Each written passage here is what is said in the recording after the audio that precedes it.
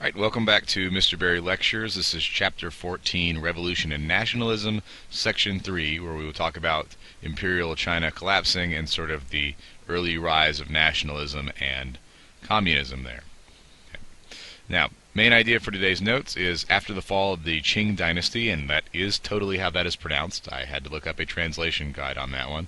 After the fall of the Qing dynasty, the nationalist and communist movements are going to struggle for power over China, which is a lot of what we'll be talking today. Why does this matter? Why are we looking at this today? The reason that what we're talking about today kind of matters is that the seeds of political thought and communism and some of nationalism were planted during the period of time that we will discuss today in China. And indeed, around 1900, China is pretty ready for a revolution. They're ripe for it. And we will see that now. So basically, the Qing dynasty is weakening around the turn of the century, around 1900.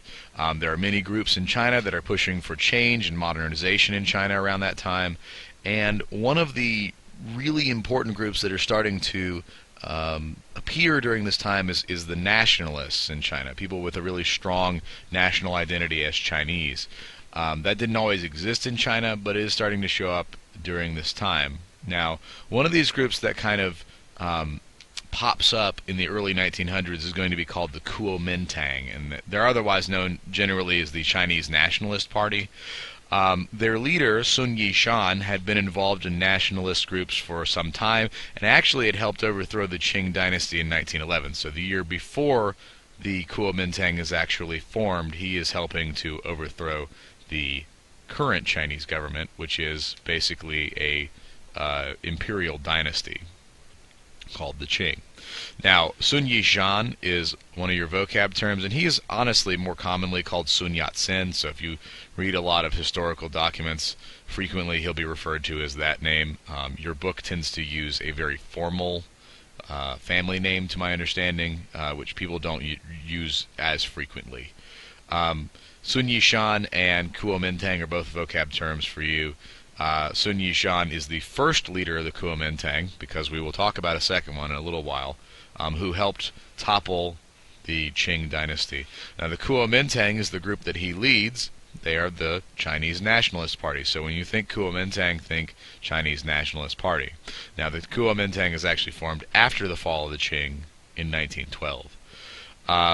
The Qing dynasty, by the way, just as a cultural note, had been around since 1644. They'd become really weak, but they had ruled for a really long time. And if you want to see a really cool film about this, go watch something called The Last Emperor. It follows around the last emperor of China named Puyi, and it's really interesting. We don't have time to watch that in this lecture or, frankly, our class, because we just don't have a lot of time before June. But go see that film, The Last Emperor. Good film. Shaky start to the new republic. So after 1912, after the formation of the Kuomintang, Sun Yishan, Sun Yat-sen, is going to take control as president of China. He wants China to run on three principles. Those are nationalism, democracy, and economic security. Nationalism, because he wants the Chinese to have a unified, stance as the Chinese people. He actually says, literally, at this time, he says, look, the Chinese people, and I quote, or paraphrase, the Chinese people do not have national spirit. Therefore, even though we have 400 million people gathered together on one China, in reality they are just a heap of loose sand.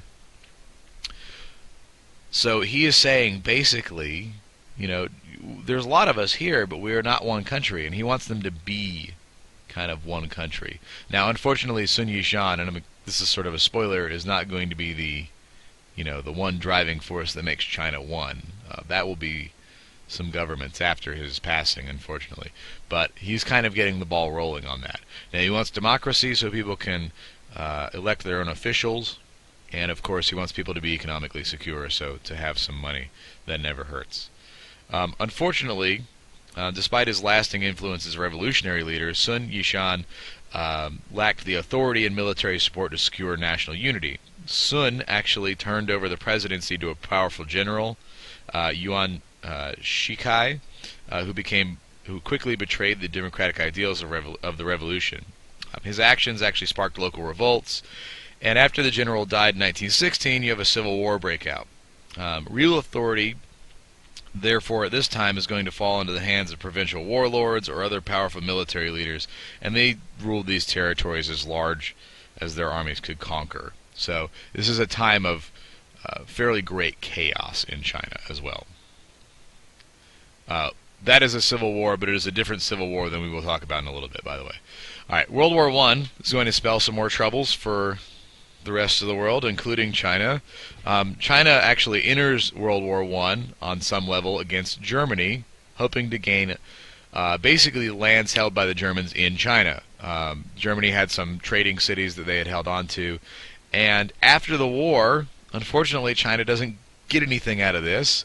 The Treaty of Versailles actually gives these German colonies to Japan, which, as you might imagine, incites some tension between the two countries, not as if there weren't already tensions between Japan and China. They're just kind of perennial rivals in the first place. But on May 4th, 1919, during these discussions of the Treaty of Versailles, these treaties are going to let Japan have these territories, there are a bunch of angry students who protest this agreement and begin sort of a revolution. Okay? Basically, when the Treaty of Versailles reaches China, outrage swept across the country. 3,000 angry students gathered in the center of Beijing, and demonstrations spread over other cities and exploded into a national movement, and this movement becomes called, what is your vocab word, the May 4th movement, hence the date. Workers, shopkeepers, professionals joined the cause, and though it's not officially a revolution, these demonstrations showed the Chinese people's commitment to the goal of establishing a strong modern nation. Sun Yishan and the members of the Kuomintang also shared the aims of these movements, but could not strengthen the central rule on their own. Many young Chinese intellectuals actually turn against Sun Yishan around this area of time, and his belief in Western democracy, in favor instead of Lenin's brand of socialist communism or Soviet communism. They just saw again how Western democratic nations can kind of, mess them over there. So that might not necessarily be the political ideal at this point. Again, I point out that the May 4th movement is one of your vocab terms. It is defined as a nationalist protest in China in 1919, in which people demonstrated against the Treaty of Versailles and foreign interference. All right. The Communist Party. Let's talk about that. So the Communist Party in China also comes around in the early 1900s, 1920s really. And the Chinese Communist Party was actually organized by a group in Shanghai in 1921. Amongst these people is Mao Zedong, and he is an assistant librarian at the Beijing University at the time, but he would eventually become China's greatest revolutionary leader, and party leader from 45 to 76. Mao Zedong, or Mao Zedong, depending on how you give the pronunciation translation there, would basically begin to develop his own brand of communism.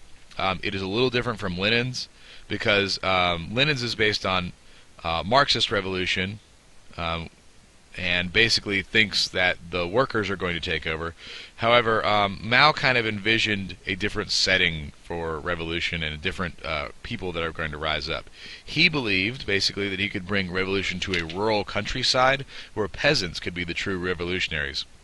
And in 1927, there's a very good quote that he makes about peasants becoming the main source of revolutionary power here. He says, the force of the peasantry is like that of the raging winds and driving rain. It is rapidly increasing in violence, and no force can stand in its way. The peasantry will tear apart all nets which bind it and hasten along the road to liberation.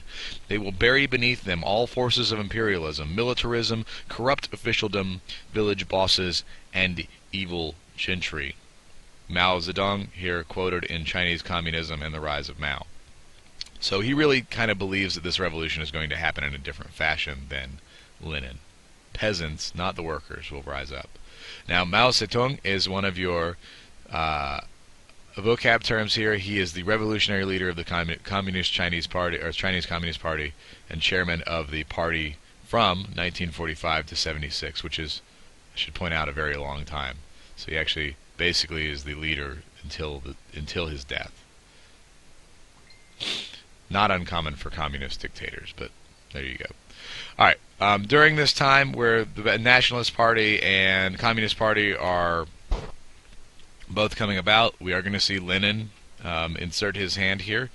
While the Chinese Communist Party was forming, Sun Yishan and his Nationalist Party had set up a government in South China. Like the Communists, Sun had become disillusioned with the Western democracies that refused to support his struggling government.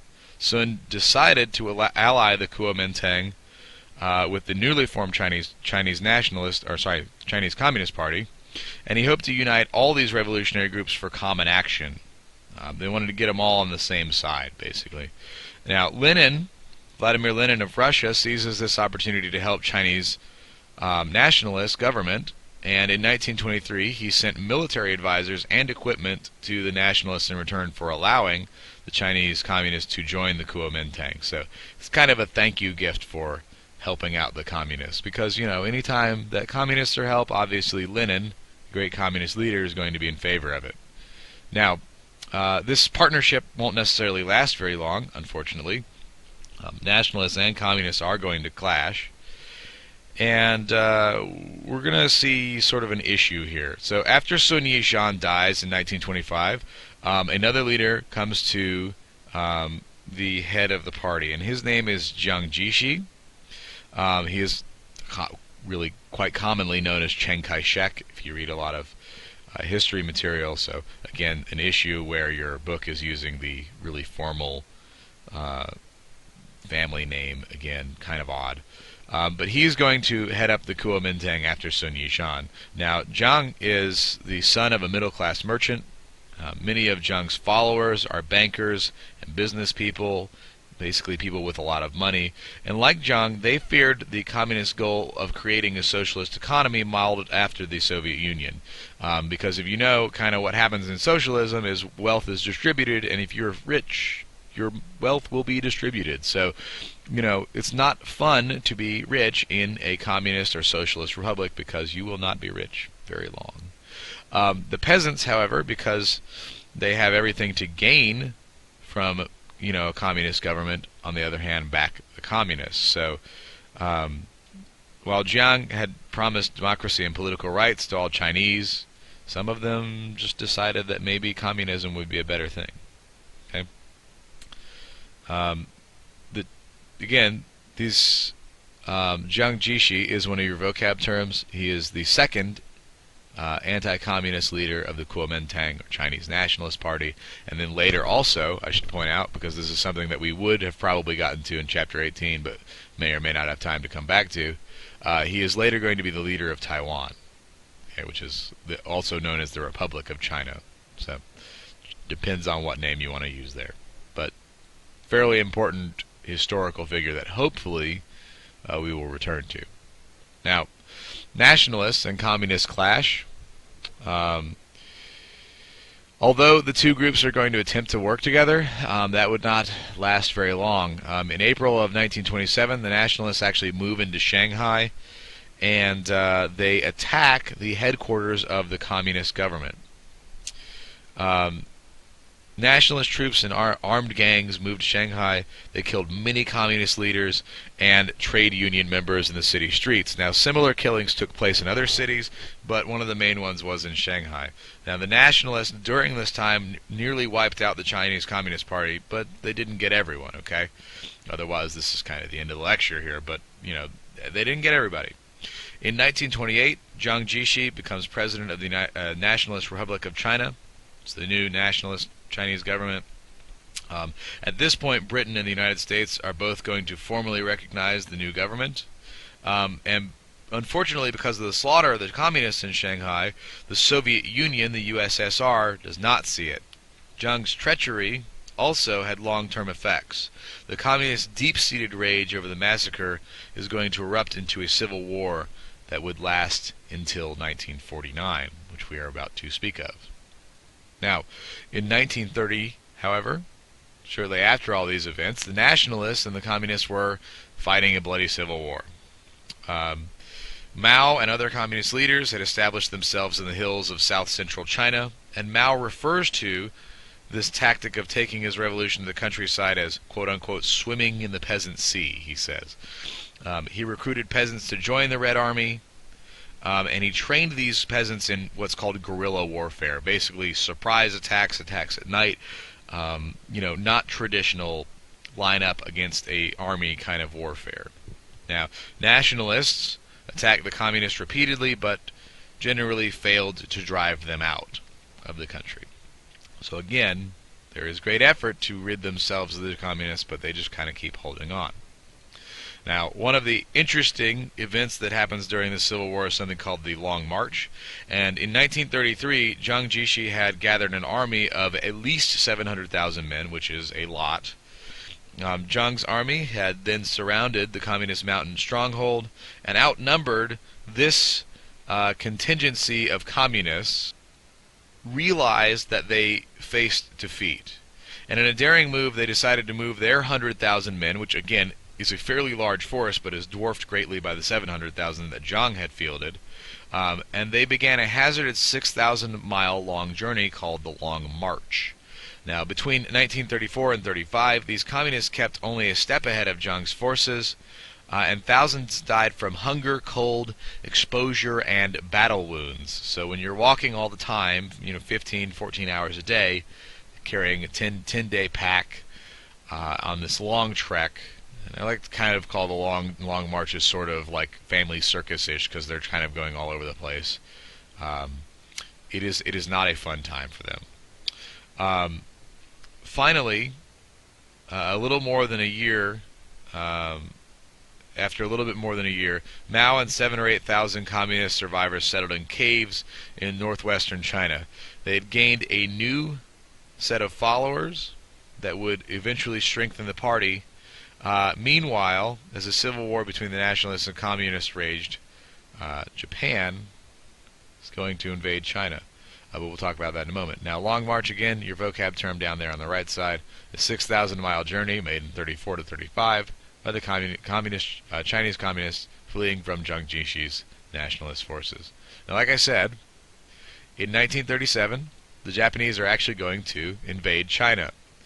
So the Civil War is actually suspended. Now, by 1937, the Japanese had been watching the power struggles with rising interest. The Japanese forces took advantage of China's weakening situation, and they actually invade Manchuria, which is an industrialized province in the northeastern portion of China. The Japanese launched an all-out invasion of China, and massive bombings of villages and cities killed thousands of Chinese. The destruction of farms caused many more to die of starvation, and by 1938, Japan had control of a large portion of China. Now, the Japanese threat forced an uneasy truce between Zhang and Mao's forces because they were a threat to everyone in China. The Civil War gradually ground to a halt as nationalists and communists temporarily united to fight against the Japanese. The National Assembly further agreed to promote changes outlined in Sun Yishan's The Principles of the People, which again was supposed to support nationalism, democracy, and people's livelihood. As you will learn in Section 4, you will see how nationalism also spreads through other places in the world, throughout India, Southwest Asia, between the years of 1880 and 1930s. All right, thanks for listening, and we will see you in Section 4.